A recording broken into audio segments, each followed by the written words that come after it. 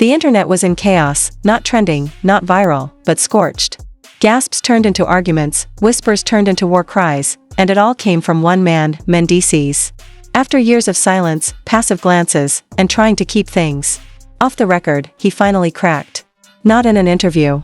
Not on a reality set. But on Instagram Live. Raw. Unfiltered. Furious. The screen shook as he paced back and forth, face tight, voice low but full of emotion. "She's obsessed," he muttered. "She won't leave us alone." He never said a name, but he didn't need to. The internet connected the dots in seconds. He was talking about TASHAK, and everybody knew it. In under an hour, blogs had already clipped the stream, added sound effects, filters, reaction thumbnails. Captions screamed, "Mendeecees finally breaks his silence," and TASHAK's latest victim speaks out. It wasn't just gossip anymore. It was a man unraveling in real time, begging to take his name back before it got drowned again in digital dirt, and TASHAK? She didn't flinch. Within hours, she clapped back in her signature cold style. Not a video, not a rant, just a 5-word post. If it wasn't true, why mad? The shade hit like a sniper. The internet split in half. On one side, the believers, people who thought Mendeecees and Erica had been getting away with too much for too long. On the other, those who said TASHAK had gone too far, that she was profiting off people's trauma, inventing chaos just to feed her views. But in the middle of it all stood Erica Mena, silent, too silent. She didn't post. Didn't tweet. No IG stories, no skincare collabs. Just vanished. That silence said more than words ever could. Fans noticed fast. "Erica always loud until the drama's real," one tweeted. Another added, "She ghosted just like when TASHAK came for her last time." Behind the scenes, insiders whispered that Erica was livid, not just at Tasha, but at Mendeecees. Last time TASHAK dropped a bomb, it was Erica who took the heat. Her tears went viral. Her pain got monetized. And she swore it wasn't going to happen again. Then came the next wave. TASHAK posted a teaser, just a blurry still of someone in a hoodie. The caption? "He knows I know." That's it. 5 words, no sound, no face. But it was enough to set everything on fire. Speculation flew. Was it Mendeecees? Did she have a recording of him confessing to something? Admitting guilt? Breaking Erica's trust again? Or worse, was this proof that Tasha had planted herself so deep into their personal lives, they never even saw her coming? And if that wasn't wild enough, an alleged voice note started circulating. Someone claiming to be close to the Love and hip-hop production team said there were federal ears involved, hidden mics, bugged conversations, surveillance footage from inside the set. They bugged him, the voice whispered. They had mics on set. And Tasha got her hands on it. No proof. No names. But again, with Tasha, the line between rumor and reality had always been blurry. And she liked it that way. Meanwhile, Mendeecees tried to regain control. He called producers. Called castmates. Called anyone who'd pick up. He wanted the leaks to stop. Wanted someone, anyone, to shut Tasha down. But legally? She was skating a perfect line. No full names, no direct claims, just shade and implication and digital breadcrumbs. And the fans were eating it up. The real breaking point came in the form of a second clip. This time, Mendeecees wasn't vague. His voice cracked. His eyes looked glassy. "She ruined my name," he said. "Every time Erica and I find peace, she drops another lie. Another half story. Another clip that doesn't tell the whole truth." And then the line that broke the internet, "I got kids, man. They see this stuff." Some people called it manipulation. Others saw it as pain. But one thing was clear, this wasn't just for clicks anymore. This was personal, and right on. Q, TASHAK posted a poll, "Should I drop the full audio?" 78% said yes. The comments? Ruthless. "Drop it, sis. Time to bury him. He's been hiding too long." But others were more conflicted. "This is starting to feel like stalking. You're dragging real people for content." Either way, the countdown had begun. And just when fans thought it couldn't get any messier, Yandy stepped in. She hadn't said a single word through all of this, no shade, no cryptic tweets, nothing. But now? She posted a muted boomerang of herself in a studio. The caption, "Some things deserve a response. Others don't." It was clean, slick, but also vague. Was she defending Mendeecees? Siding with Erica? Throwing shade at TASHAK? No one knew. But her name trended instantly. And with it, people started digging. Old posts. Old rumors. The entire timeline started to reset. Fans pulled up an old clip of Tasha accusing Yandy of faking her marriage storyline. "Funny how she only speaks when it's about her image," someone tweeted. The internet never forgets, and now, Yandy was caught in the crossfire, too. Then came the next bomb. A leaked email, allegedly between someone from TASHAK's team and a production insider. The email implied Tasha had been tipped off about a federal interest in Mendeecees' financial records during a love and hip-hop shoot months ago. The email had no names. But it didn't matter. The fan blogs lit up. Tasha K has a mole on set. She's working with insiders. And then, a new screenshot. A DM from someone close to Mendeecees saying, they've been talking. To her, bro, someone is feeding her. Whether it was real or not, irrelevant. The damage was done. Mendeecees allegedly replied, if I find out who, it's done. Now it wasn't just about gossip. It was about betrayal, from someone. On the inside. The production team was in panic mode. Yandy's page was flooded with comments. You still quiet? Do you believe your man or not? And every time she posted a makeup tutorial or a family video, the trolls tore her apart. Squats won't save you from subpoenas. Finally, Yandy cracked. She posted a short video. No filter. Just her, under-eye bags, tight lips, shaky voice. I've watched this play out long enough, she began. And I stayed quiet, not because I was scared, but because I was tired. Tired of defending myself and my family against a woman who made us her storyline. She never said Tasha K's name. She didn't have to. It racked up over 1 million views in 24 hours. The comments were split. Thank you for speaking up, one said. Too little too late, said another. But now, all three, Mendeecees, Erica, and Yandy, were in it together. Publicly. Reluctantly. And whether they liked it or not, Tasha K still had the upper hand, and she knew it. Her next post was a blurred photo of court paperwork. The caption? He better pray I don't post the rest. No names. Just enough to trigger the fan base. People zoomed in, screenshotted, enhanced. Fiscal review. Public conduct. Third-party witness. Whether it was fake or not, no one cared. YouTube reaction videos flooded in. Podcasts dropped emergency episodes. Bloggers pulled receipts from 2017. The chaos was never ending. And then, for the first time in months, Erica went live. No glam. No filter. Just a hoodie and a couch. You want to play with people's lives? Fine, she said. But don't. Act like this is journalism. This is personal. Always has been. Her voice didn't crack. Her hands didn't shake. But her exhaustion showed in every word. I told her no. That's why she's coming for me. Her live hit 80K viewers in 10 minutes. The internet was shook. Some people rolled their eyes, she's always dramatic. But others finally saw the weight of what she'd been carrying. You can hear it in her voice, one fan wrote. This ain't for clout. This is survival. Mendeecees watched the whole live from another room. When it ended, he stood up, walked to the kitchen, and whispered to Yandy, I have to speak. 2.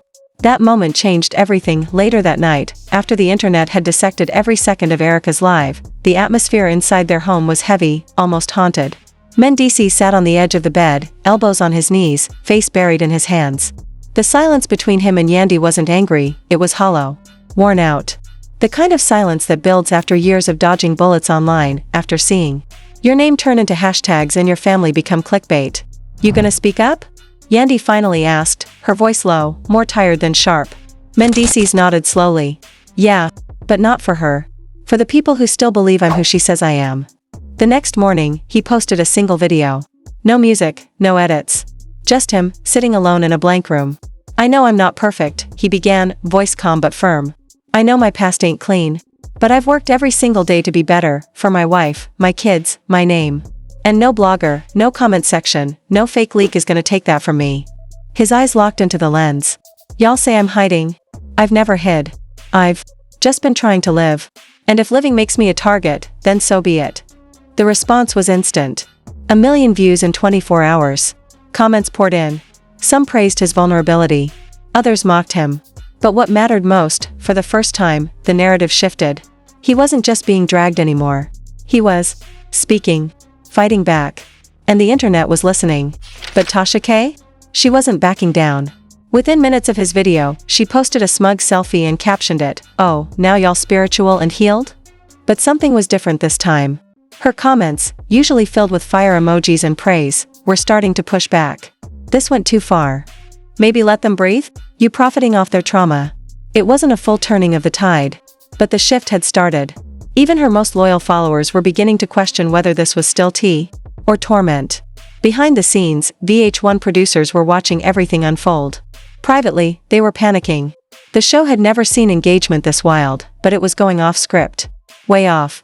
Allegations of federal investigations. Leaked emails. Possible production moles. This wasn't just messy, it was legally dangerous. One executive allegedly told a team member, "We wanted drama, not subpoenas." In response, they called a secret meeting. Mendeecees, Yandy, and Erica were each contacted and offered a sit-down. No script, no direction, just them talking. Telling the truth. At first, they all declined. But Erica, exhausted and emotional, eventually said yes. "If I don't speak." She controls the story, she told the producers. Yandy agreed soon after. Mendeecees took a few more days, but he finally relented. "If I don't speak now," he said, "I lose the right to speak at all." The sit-down was filmed in a tiny studio, dimly lit with soft chairs, like a confessional. No glam. No fancy editing. Just 3 people and 2 cameras. For 2 hours, they spoke about the leaks, the years of being targeted, the fear of letting their kids scroll the internet. Yandy explained how she'd spent more time defending her marriage than enjoying it. Erica admitted she'd considered quitting the show for good after one of Tasha's videos caused her to lose a major brand deal. And Mendeecees? He said something that hit different. "I can't protect my family from lies I don't even know exist yet. Every time I wake up, there's a new attack." When the episode aired, the internet froze. Not because it was explosive, but because it was real, honest, painful. It wasn't clickbait. It was catharsis. And in a culture trained to chase drama, that realness hit harder than any headline. But TASHAK? She wasn't moved. She posted a single phrase, "Cute. But where's the lie?" The internet groaned. Some fans defended her, but many had seen enough. Still, she had one more card to play. On her YouTube community tab, she posted a screenshot. It looked like a court document, blurred beyond recognition, but with one line crystal clear, "Subject may be under financial investigation." The internet exploded again. Was this real? Another tease? Just bait? No one knew. But people began reposting her old footage, her deleted tweets, her past scandals. Suddenly, the question wasn't, is Mendeecees guilty? It was, how did Tasha get so much access? That's when the podcast bomb dropped. An anonymous former producer sent a voice memo to a mid-sized podcast claiming that TASHAK once tried to partner with the Love and Hip Hop franchise. Her pitch? Exclusive leaks. Planted stories. Parallel drama that dropped on her YouTube channel the same week key episodes aired. The network allegedly declined. But Tasha? She allegedly did it anyway, through backdoors, insiders, and blurred lines. The moment that podcast episode aired, the whole story changed. The fans weren't just questioning Tasha anymore. They were accusing her. "She's not exposing, she's producing," one blog wrote. "She's manufacturing drama with real lives at stake." Even her supporters had to admit, if true, this was beyond gossip. This was manipulation. And Mendeecees? He finally felt validated. A friend close to him said he cried after hearing the episode. "See? It's not just me. She's been plotting." But just as the couple started to feel like they were regaining ground, the backlash doubled down, not just against Tasha, but against Erica and Yandy too. Fans began reposting old footage, calling Erica a drama queen and Yandy a strategist. It didn't matter if it was true. What mattered was perception. And in the age of viral drama, perception is everything. TASHAK took it all in and fired back with sarcasm. "Now I'm the villain for giving y'all truth," she wrote. Another poll, should I go silent or go savage? Over 80% chose savage. And that was her green light. A new post dropped, a blurry clip from a parking lot near the studio. You could barely make out faces, but the voice was clear. Mendeecees. Agitated. "I should have never let her get that close," he said, pacing. Who was he talking about? Erica? Yandy? Tasha? Nobody knew. But everyone had theories. The bigger question, how did Tasha even get that footage? The lot was secured. Phones were banned. Cameras off. It felt like surveillance. Mendeecees allegedly broke down when he saw it. "I'm being hunted," he told Yandy. "How deep is she in our lives?" Yandy reportedly stared at him and said one thing, "We let it happen." Filming that day was hell. Everyone was on edge. Erica showed up with her lawyer. Yandy kept to herself. Mendeecees walked in, did his scene, and left without saying a word. One crew member whispered, "He's done. This isn't TV anymore. It's survival." And still, the ratings skyrocketed. VH1 was eating. TASHAK was trending. The cast was breaking. But the machine? It kept rolling. And Tasha? She still wasn't finished. Her next move? A teaser trailer. No video, just text, the real truth drops Friday. Fans waited. The cast braced. And Mendeecees sat in his car, staring at a locked phone, knowing full well that no matter what came next, the worst was probably still on the way. The countdown was brutal. Every second dragged like an hour, as cast, fans, and producers waited for TASHAK's so-called real truth to drop. But when Friday came, there was no video, no blog post, no Patreon upload. Just one more cryptic teaser, a voice note. Short, shaky, barely 7 seconds, of Mendeecees whispering, "Nah, if that gets out, we done." That one line set off a digital war. Fans flooded every corner of the internet with speculation. Was he hiding a past arrest? Was it about Erica? Or worse, was it something that would blow open the entire show's legacy? Nobody knew, but everybody had a theory. The real damage wasn't in what he said, it was in what he didn't say. The clip ended before context. And TASHAK knew exactly what she was doing. She didn't need to reveal the secret. She just needed to suggest it existed. Yandy had been quiet since her raw video went viral.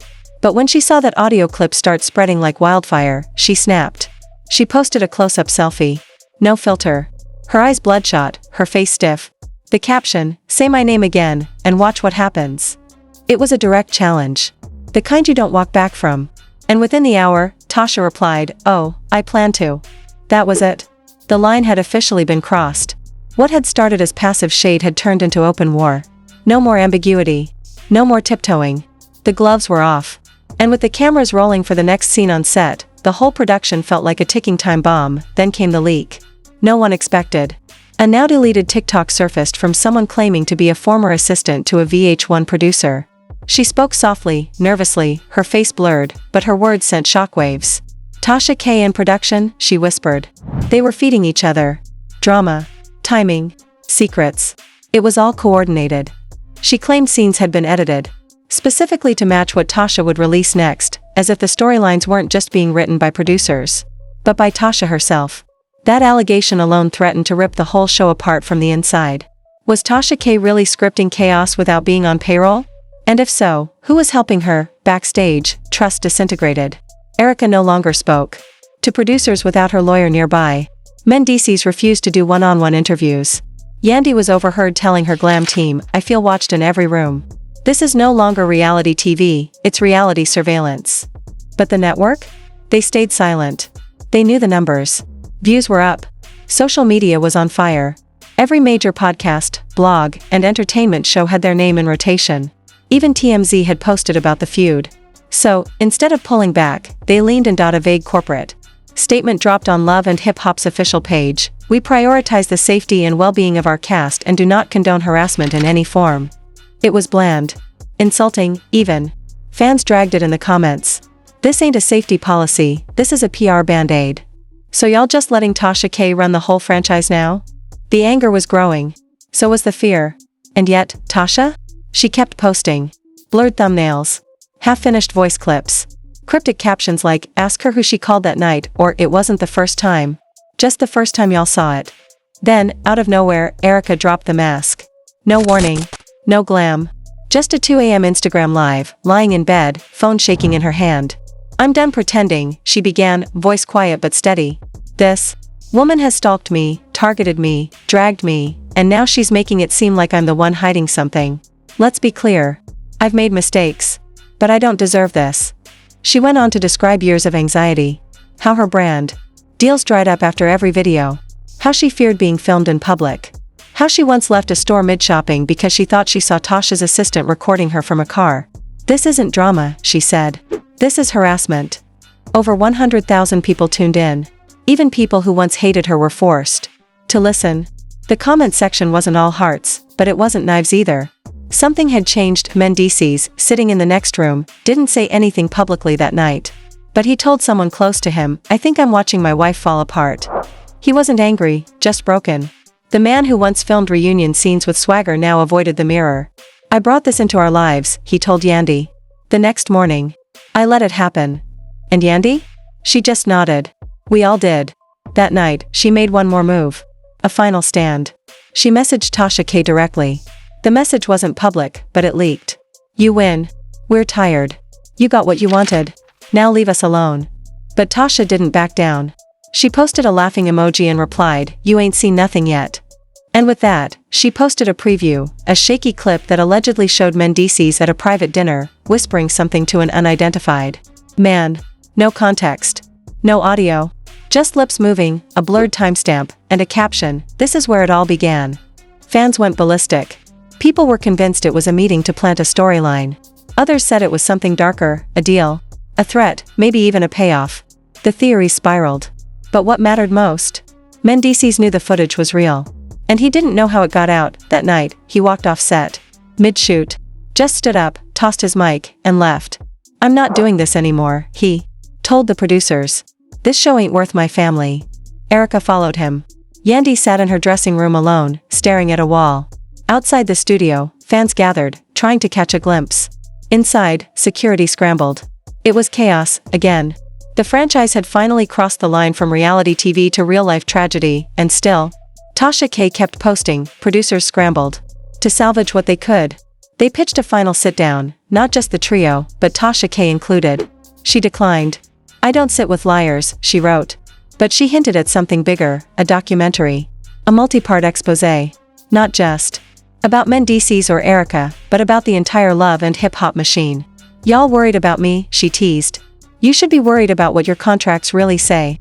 Panic set in. Cast members started reviewing their NDAs. Lawyers were called. Editors were told to scrub certain scenes. Old footage was rewatched, redacted.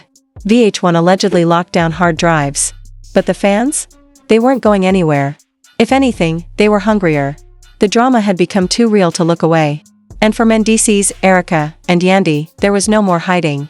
Their reputations weren't just being questioned, they were being rebranded, reframed, reconstructed in real time by a woman who refused to stop. In a last act of defiance, Mendeecees released a short final post. Just a sentence: "When the truth matters less than the views, nobody wins." It didn't trend. It didn't go viral. But it said everything. The war wasn't over, but he had left the battlefield.